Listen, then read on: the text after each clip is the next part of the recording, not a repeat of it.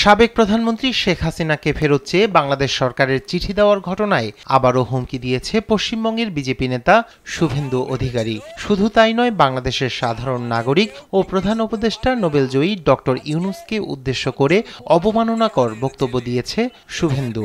এদেরকে কেউ কাউন্টই করে না, মশা মাছি, হেঁটে গেলে মারিয়ে নিয়ে চলে যাব আমরা। মঙ্গলবার পশ্চিমবঙ্গ বিধানসভার বাহিরে সাংবাদিকদের প্রশ্নের জবাবে বলেন, হাসিনাকে ফেরত চাওয়ার চিঠি ডাস্টবিনে ফেলেছে ভারত সরকার। কাজ নেই তো খই ভাজ। আমার মনে হয় ভারত সরকার ওই চিঠিটা ডাস্টবিনে ফেলে দিয়েছে। বাংলাদেশের উপদেষ্টারা ভারতের ইতিহাস জানে না বলেও মন্তব্য করেন এই বিজেপি নেতা। কারণ ভারতবর্ষের ইতিহাস জানে না এই নাবালক উপদেষ্টারা। এই সুদখোর মোল্লা ইউনূস এ জানে না ইতিহাস। ভারতবর্ষ শেখ মুজিবকে শেল্টার দিয়েছে। ভারতবর্ষ এর আগে মুজিব সাহেবের পুরো পরিবারকে শেল্টার দিয়েছে।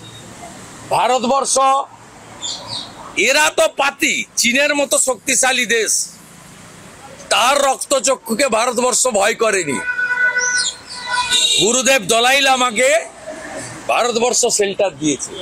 এর আগে এদিনই বিধানসভায় বাংলাদেশের সাথে ভারতের প্রত্যর্পণ চুক্তির বিষয়টি দেশের কেন্দ্রীয় সরকারের বিষয় বলে উল্লেখ করে পশ্চিমবঙ্গের বিধানসভার স্পিকার বিমান বন্দ্যোপাধ্যায় বলেন, হাসিনাকে প্রত্যর্পণের বিষয়টি কেন্দ্রীয় সরকারই ঠিক করবে। রায়হান কবির শুভ্র, নিউজ ডেস্ক, দেশ টিভি।